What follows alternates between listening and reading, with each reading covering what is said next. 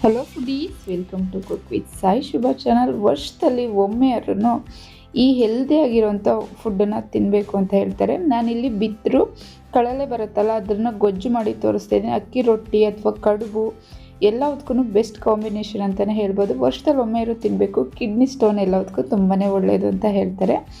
ಮಾಡೋದು ತುಂಬಾ ಸಿಂಪಲ್ಲು, ತುಂಬ ಈಸಿಯಾಗಿ ಮಾಡ್ಕೋಬೋದು. ಜಾಸ್ತಿ ಮಸಾಲ ಏನು ಯೂಸ್ ಮಾಡ್ದಂಗೆ ಈಸಿಯಾಗಿ ಕಡಲೆಕಾಳು ಬಿದ್ರನ್ನ ಯೂಸ್ ಮಾಡಿ ನಾನಿಲ್ಲಿ ಗೊಜ್ಜು ಮಾಡಿ ತೋರಿಸ್ತಿದ್ದೀನಿ. ಬನ್ನಿ, ಹಾಗೆ ವಿಡಿಯೋ ಇಷ್ಟ ಆದರೆ ಪ್ಲೀಸ್ ಲೈಕ್ ಮಾಡಿ, ಹಾಗೆ ನನ್ನ ಚಾನಲ್ ಸಬ್ಸ್ಕ್ರೈಬ್ ಮಾಡ್ಕೊಂಡು ನೋಡಿ ಫ್ರೆಂಡ್ಸ್. ನಾನಿಲ್ಲಿ ಒಂದು ಮೀಡಿಯಮ್ ಸೈಜ್ದ ಬಿದ್ರು ತೊಗೊಂಡಿದ್ದೀನಿ. ಕಡಲೆನ ನೋಡಿ, ತುಂಬ ದಪ್ಪದು ಅಲ್ಲ, ತುಂಬ ಸಣ್ಣದು ಅಲ್ಲ, ಈ ಒಂದು ಸೈಜ್ದ ತೊಗೊಂಡಿದ್ದೀನಿ ನಾನು. ಇರೋದ ಸಿಪ್ಪೆನ ಈ ಥರ ಪೂರ್ತಿಯಾಗಿ ಬಿಡಿಸ್ಕೋಬೇಕಾಗುತ್ತೆ. ಅದ್ರ ಮೇಲೆ ಇರುತ್ತಲ್ಲ, ಅದ್ರ ಸಿಪ್ಪೆನ ಬಿಡಿಸ್ಕೊಳ್ಳೋಣ ಪೂರ್ತಿಯಾಗಿ. ನೋಡಿ, ಈ ಥರ ಈಸಿಯಾಗಿ ಬಿಡಿಸ್ಕೋಬೋದು. ಅದ್ರ ಕೆಳಗಡೆ ಇಟ್ಕೊಂಡು ಈ ಥರ ನೋಡಿ, ಈ ಥರ ಪೂರ್ತಿಯಾಗಿ ಈ ಸಿಪ್ಪೆನ ತಗೋಬೇಕಾಗುತ್ತೆ. ತುಂಬ ಈಸಿ, ಕಷ್ಟ ಏನಾಗಲ್ಲ. ಈ ಥರ ಇಟ್ಕೊಂಡು ಕೆಳಗಡೆಯಿಂದ ಈ ಥರ ಬಿಡಿಸಿದ್ರೆ ಆರಾಮಾಗಿ ಬರುತ್ತೆ. ಇದನ್ನು ಪೂರ್ತಿಯಾಗಿ ತೆಗೆದುಬಿಟ್ಟು ಕಟ್ ಮಾಡ್ಕೋಬೇಕಾಗುತ್ತೆ. ಆದಷ್ಟು ಎಳೆದನ್ನು ನೋಡಿ ತೊಗೊಳ್ಳಿ, ತುಂಬ ದಪ್ಪದೆಲ್ಲ ತೊಗೊಳಕ್ಕೆ ಹೋಗ್ಬಿಡಿ. ಎಳೆದನ್ನು ತೊಗೊಳ್ಳಿ, ಹಾಗಿದ್ರೆ ಅದು ಟೇಸ್ಟು ಚೆನ್ನಾಗಿ ಬರುತ್ತೆ ಸ್ವಲ್ಪ. ನೋಡಿ, ಇದನ್ನು ಈ ಥರ ಪೂರ್ತಿಯಾಗಿ ಬಿಡಿಸ್ಕೊಂಡು ಆಗಿದೆ. ಈಗ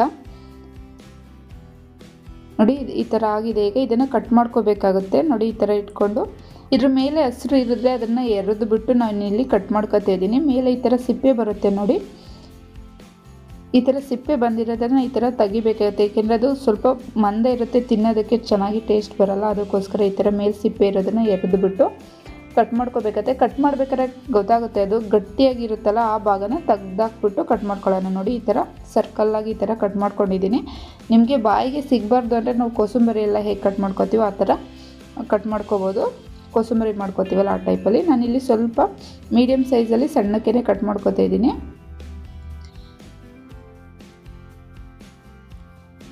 ಈ ಥರ ಎಲ್ಲನೂ ಕಟ್ ಮಾಡಿಕೊಂಡು ಒಂದು ಬೌಲ್ ತೊಗೊಂಡು, ಬೌಲಲ್ಲಿ ನೀರು ತೊಗೊಂಡು ನಾನು ಅದಕ್ಕೆ ಹಾಕೋತಾ ಇದ್ದೀನಿ ಎಲ್ಲದನ್ನು. ನೋಡಿ, ಈ ಥರ ಸ್ವಲ್ಪನೇ ಕಟ್ ಮಾಡಿಬಿಟ್ಟು ನೀರೊಳಗಡೆ ಹಾಕಿ ಇಟ್ಕೊಳ್ಳೋಣ. ಆದಷ್ಟು ನೋಡಿ ಎಳೆದನ್ನು ತೊಗೊಳ್ಳಿ, ಬಲ್ತಿರೋದನ್ನು ತೊಗೋಬೇಡಿ. ಬಿದ್ರಲ್ಲಿ 2 ಟೈಪ್ ಇರುತ್ತೆ ಅಂತ ಹೇಳ್ತಾರೆ. ನಮ್ಮೂರ ಕಡೆ ಎಲ್ಲ ಕಟ್ ಮಾಡಿ ಆವಾಗಲೇ ಮಾಡಿ ಇಡ್ತೀವಿ. ನಾನಿಲ್ಲಿ ಅಂಗಡಿಯಲ್ಲಿ ತೊಗೊಬಂದಿದ್ದು, ಮಾರ್ಕೆಟಲ್ಲಿ ತೊಗೊಬಂದಿದ್ದು. ಅಲ್ಲಿ ಕೇಳಿದಾಗ ಇದನ್ನು ನೆನೆಸ್ಬಿಟ್ಟೆ 2 ದಿನ 3 ದಿನ ನೆನೆಸ್ಬಿಟ್ಟು ಮಾಡಿ ಚೆನ್ನಾಗಿರುತ್ತೆ ಅಂತ ಅಂದರು. ಹಾಗಾಗಿ ನಾನಿಲ್ಲಿ ಒಂದು 2 ಸಲ ಚೆನ್ನಾಗಿ ತೊಳೆದ್ಬಿಟ್ಟು ನಾನಿಲ್ಲಿ 3 ದಿನದವರೆಗೂ ನೀರನ್ನು ಚೇಂಜ್ ಮಾಡ್ತಾಯಿದ್ದೀನಿ. ನೋಡಿ, ಇದು ನೆಕ್ಸ್ಟ್ ಡೇ ನೀರನ್ನು ಕೂಡ ಚೇಂಜ್ ಮಾಡಿಬಿಟ್ಟು ಮತ್ತೆ ನೀರು ಹಾಕಿ ಇದೇ ಥರ 3 ದಿನ ನಾನಿಲ್ಲಿ ಬಿದ್ರನ್ನ ನೆನೆಸಿಟ್ಕೊಂಡಿದ್ದೀನಿ. ಸಾಫ್ಟಾಗಿ ಚೆನ್ನಾಗಿ ಬರುತ್ತೆ ಅಂತ. ಆದರೆ ನಮ್ಮ ಕಡೆ ಎಲ್ಲ ಮಾಮೂಲಿ ಆವಾಗಲೇ ತಂದು ಕಟ್ ಮಾಡಿಬಿಟ್ಟು ಮಾಡ್ತಾರೆ. ನಾನು ಅದನ್ನು ಮಾಡಿ ತೋರಿಸ್ತೀನಿ ವಿಡಿಯೋನ. ನೋಡಿ, ನಾನಿಲ್ಲಿ ಮಾರ್ಕೆಟಲ್ಲಿ ತಂದಿರೋದ್ರಿಂದ ಅವರು ಹೇಳಿದರು ಇದನ್ನು ನೆನೆಸ್ಬಿಟ್ಟೆ ಮಾಡಿ ಅಂತ. ನಾನು ಅವ್ರನ್ನ ಕೇಳಿದೆ, ಅದಕ್ಕೋಸ್ಕರ ನಾನು ನಿಮಗೆ ಹೇಳ್ತಿದ್ದೀನಿ. ಇಲ್ಲಿ 3 ದಿನ ನೆನೆಸ್ಬಿಟ್ಟು ನಾನಿಲ್ಲಿ ಮಾಡ್ತಾಯಿದ್ದೀನಿ. 3 ದಿನ ಆಗಿದೆ. ಹಾಗೆಯೇ ನಾನಿಲ್ಲಿ ಕಡಲೆಕಾಳನ್ನು ಕೂಡ ನೆನೆಸಿ ಇಟ್ಕೊಂಡಿದ್ದೀನಿ. ನಾನು ಬಿದ್ರೆಷ್ಟು ತೊಗೊಂಡಿದ್ದೀನಿ ಅಷ್ಟೇ ಕಡಲೆಕಾಳು ಕೂಡ ತೊಗೊಂಡಿದ್ದೀನಿ. ಸ್ವಲ್ಪ ಇದಕ್ಕೆ ಕಡಲೆಕಾಳು ಜಾಸ್ತಿ ಹಾಕಿದರೆ ಟೇಸ್ಟು ಚೆನ್ನಾಗಿ ಬರುತ್ತೆ. ಒಂದು 1/4 kg ಆಗೋಷ್ಟು ಕಡಲೆಕಾಳನ್ನು ನಾನು ನೆನೆಸಿ ಒಂದು ಕುಕ್ಕರಿಗೆ ಹಾಕೋತಾ ಇದ್ದೀನಿ ನಾನು. ಅದ್ರ ಜೊತೆಗೇ ಬಿದ್ರೂ ಇನ್ನೊಂದು ಸಲ 3ನೇ ದಿನವೂ ಕೂಡ 2 ಸಲ ಚೆನ್ನಾಗಿ ತೊಳೆದುಬಿಟ್ಟು ಹಾಕೊಳ್ಳಿ. ಅದ್ರದ್ದು ಕಹಿ ಅಂಶ ಎಲ್ಲ ಸ್ವಲ್ಪ ಕಮ್ಮಿ ಆಗುತ್ತೆ. ನಾವು ಎಷ್ಟು ಚೆನ್ನಾಗಿ ತೊಳಿತೀವೋ ಅಷ್ಟು ಚೆನ್ನಾಗಿ ಕಹಿ ಅಂಶ ಹೋಗುತ್ತೆ. ನೀವು ಅವತ್ತೇ ಮಾಡ್ತೀನಿ ಅಂದರೆ ಒಂದು 7ರಿಂದ 8 ಸಲ ಚೆನ್ನಾಗಿ ತೊಳ್ಕೊಬೇಕಾಗುತ್ತೆ. ನಾನಿಲ್ಲಿ 2 ಟೊಮೊಟೊ ಹಣ್ಣು, 1 ದಪ್ಪ ಈರುಳ್ಳಿ, 1 ಗೆಡ್ಡೆ ಬೆಳ್ಳುಳ್ಳಿನ ತೊಗೊಂಡಿದ್ದೀನಿ. ನಾನಿಲ್ಲಿ ಕುಕ್ಕರಿಗೇ ಬಿದ್ರ ಜೊತೆಗೆ ನಾನಿಲ್ಲಿ 1 ಟೊಮೊಟೊ ಹಣ್ಣು ಹಾಗೆ 1 ಅರ್ಧ ಈರುಳ್ಳಿನ ಹಾಕೋತಿದ್ದೀನಿ. ಜಾಸ್ತಿ ಮಸಾಲ ಹಾಕಬಾರ್ದು, ಟೇಸ್ಟು ಚೆನ್ನಾಗಿ ಬರೋಲ್ಲ. ಆದಷ್ಟು ಕಮ್ಮಿ ಮಸಾಲಾನ ಯೂಸ್ ಮಾಡಿ ಮಾಡ್ತಾಯಿದ್ದೀನಿ ನಾನಿಲ್ಲಿ. ಇದಕ್ಕೆ ಈರುಳ್ಳಿ ಟೊಮೊಟೊ ಹಾಕೊಂಡಾಗಿದೆ. ಹಾಗೆಯೇ 1 ಅರ್ಧ ಸ್ಪೂನ್ ಅರಿಶಿನ ಹಾಕೋತಿದ್ದೀನಿ. ಹಾಗೆಯೇ ರುಚಿಗೆ ತಕ್ಕಷ್ಟು ಉಪ್ಪನ್ನ, ಕಲ್ಲುಪ್ಪನ್ನ ಹಾಕೋತಿದ್ದೀನಿ ನಾನಿಲ್ಲಿ. ಇದಿಷ್ಟನ್ನು ಹಾಕ್ಬಿಟ್ಟು ಸ್ವಲ್ಪ ನೀರು ಹಾಕ್ತಾಯಿದ್ದೀನಿ, ಜಾಸ್ತಿ ನೀರು ಹಾಕ್ತಿಲ್ಲ. ಕುಕ್ಕರಲ್ಲಿ ಬೇಯಿಸೋಕೆ ಇಷ್ಟ ಇಲ್ಲ ಅಂದರೆ ಓಪನಲ್ಲೂ ಕೂಡ ಮಾಡ್ಬೋದು. ಟೈಮ್ ಇದೆ ಅಂದರೆ ಒಂದು 10ರಿಂದ 15 ನಿಮಿಷ ಓಪನಲ್ಲಿ ಬೇಯಿಸ್ಕೊಂಡ್ರೆ ಆರಾಮಾಗಿ ಬೇಯುತ್ತೆ. ಅದು ಕುಕ್ಕರ್ಗಿಂತ ಓಪನಲ್ಲಿ ಬೇಯಿಸಿ ನೋಡಿ, ಟೇಸ್ಟ್ ಇನ್ನೂ ಚೆನ್ನಾಗಿ ಬರುತ್ತೆ. ಇದನ್ನು ಒಂದು ಸಲ ಚೆನ್ನಾಗಿ ಮಿಕ್ಸ್ ಮಾಡ್ಕೊಳ್ಳೋಣ. ಎಲ್ಲ ನೀರು ಉಪ್ಪು ಎಲ್ಲ ಹಾಕಿರೋದ್ರಿಂದ ಒಂದು ಸಲ ಚೆನ್ನಾಗಿ ಮಿಕ್ಸ್ ಮಾಡ್ಕೋಬೇಕಾಗುತ್ತೆ. ಮಿಕ್ಸ್ ಮಾಡಿಬಿಟ್ಟು ನಾನಿಲ್ಲಿ 4 ವಿಸಲ್ ಹೊಡಿಸ್ಕೊತಿದ್ದೀನಿ. ಜಾಸ್ತಿ ಏನು ಬೇಡ, 4 ವಿಸಲ್ ಹೊಡಿಸ್ಕೊಂಡ್ರೆ ಸಾಕು. ನೋಡಿ, ಇದು 4 ವಿಸಲ್ ಬರೋದ್ರಲ್ಲಿ ನಾವಿಲ್ಲಿ ಖಾರ ರುಬ್ಕೊಳ್ಳೋಣ. ನಾನು ಉಳಿದಿರೋ ಇನ್ನೊಂದು ಟೊಮೊಟೊ ಹಾಗೆ 1 ಅರ್ಧ ಈರುಳ್ಳಿ, 1 ದಪ್ಪ ಗೆಡ್ಡೆ ಬೆಳ್ಳುಳ್ಳಿ ತೊಗೊಂಡಿದ್ದೀನಿ. ಅದರಲ್ಲಿ 1 ಅರ್ಧ ಒಗ್ಗರಣೆಗೆ ಇಟ್ಕೊಂಡಿದ್ದೀನಿ. ಇನ್ನೊಂದು ಅರ್ಧನ ಖಾರಕ್ಕೆ ರುಬ್ಬೋದಕ್ಕೆ ಹಾಕೋತಾ ಇದ್ದೀನಿ. ಇದ್ರ ಜೊತೆಗೆ 1 ಕಪ್ ಆಗೋಷ್ಟು ಹಸಿ ತೆಂಗಿನಕಾಯಿ ತುರಿನ ಹಾಕೋತಾ ಇದ್ದೀನಿ ನಾನು. ಇದ್ರ ಜೊತೆಗೆ 1.5 ಸ್ಪೂನ್ ಆಗೋಷ್ಟು ಧನಿಯಾ ಪುಡಿನ ಹಾಕೋತಾ ಇದ್ದೀನಿ. ಪ್ಲೇನ್ ಬರುತ್ತಲ್ಲ ಅದು, ಇದು ಮಸಾಲ ಏನು ಇಲ್ದಿರೋ ಬರೀ ಧನಿಯಾ ಪುಡಿನ ಹಾಕೋತಾ ಇದ್ದೀನಿ ನಾನಿಲ್ಲಿ. ಹಾಗೆ 1.5 ಸ್ಪೂನ್ ಆಗೋಷ್ಟು ಖಾರದ ಪುಡಿನೂ ಕೂಡ ಹಾಕೋತಾ ಇದ್ದೀನಿ. ಖಾರ ನೋಡಿ ಹಾಕ್ಕೊಳ್ಳಿ. ಹಾಗೆ 3 ಲವಂಗ, 2 ಇಂಚಷ್ಟು ಚಕ್ಕೆ, 1 ಸ್ಪೂನ್ ಜೀರಿಗೆ, ಹಾಗೆ 1 ಸ್ಪೂನ್ ಆಗೋಷ್ಟು ಕಾಳು ಮೆಣಸು ತೊಗೊಂಡಿದ್ದೀನಿ. ಅಂದರೆ 10ರಿಂದ 15 ಕಾಳು ತೊಗೊಂಡ್ರೆ ಸಾಕು. ಚಕ್ಕೆ ಎಲ್ಲನೂ ಮುರಿದ್ಬಿಟ್ಟು ಹಾಕೋತಾ ಇದ್ದೀನಿ ನಾನಿಲ್ಲಿ. ಇದಿಷ್ಟನ್ನು ಹಾಕ್ಕೊಂಡು ಸ್ವಲ್ಪ ನೀರು ಹಾಕ್ಕೊಂಡು ನುಣ್ಣಗೆ ರುಬ್ಕೋಬೇಕಾಗುತ್ತೆ. ನೀವು ಬೇಕು ಅಂದರೆ ಮೆಣಸಿಕಾಯಿ ಮತ್ತು ಧನಿಯಾ ಕಾಳನ್ನ ಹುರಿದ್ಬಿಟ್ಟು ಕೂಡ ಹಾಕೋಬೋದು ಪೌಡ್ರ್ ಬದಲು. ಅದು ಮಸಾಲ ಫ್ರೆಶ್ಶಾಗಿ ಇನ್ನೂ ಚೆನ್ನಾಗಿ ಬರುತ್ತೆ. ಈಗ 4 ವಿಸಲ್ ಕೂಡ ಬಂದಿದೆ. ಅದನ್ನು ತೆಗೆದುಬಿಟ್ಟು ಅದು ಕೂಲ್ ಆದಮೇಲೆ ತೆಗೆದುಬಿಟ್ಟು ಒಂದ್ಸಲ ಚೆಕ್ ಮಾಡ್ಕೊಳ್ಳೋಣ. ಬಿದ್ದರೂ ಎಷ್ಟೇ ಬೆಂದ್ರೂ ಅದು ಹಾಗೆ ಸ್ವಲ್ಪ ಗಟ್ಟಿಯಾಗೇ ಬರುತ್ತೆ, ಸಾಫ್ಟ್ ಏನು ಆಗಲ್ಲ ಬಿದ್ದರೂ.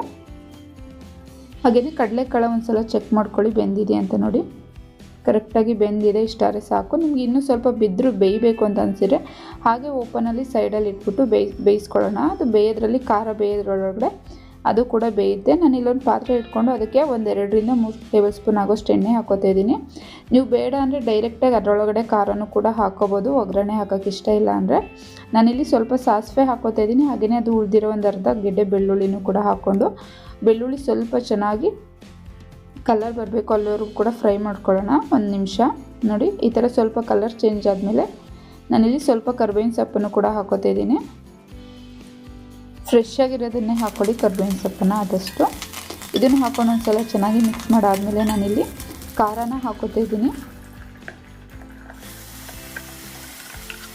ಖಾರನ ಹಾಕ್ಕೊಂಡು ಸ್ವಲ್ಪ ಮಿಕ್ಸಿ ಜಾರ್ ತೊಳೆದ್ಬಿಟ್ಟು ಸ್ವಲ್ಪ ನೀರನ್ನು ಹಾಕೋತೀನಿ. ಜಾಸ್ತಿ ನೀರು ಹಾಕೋಕೆ ಹೋಗ್ಬಿಡಿ, ಸ್ವಲ್ಪ ಮಿಕ್ಸಿ ಜಾರ್ ತೊಳೆದು ಸ್ವಲ್ಪ ಹಾಕ್ಕೊಂಡ್ರೆ ಸಾಕು ನೀರನ್ನು.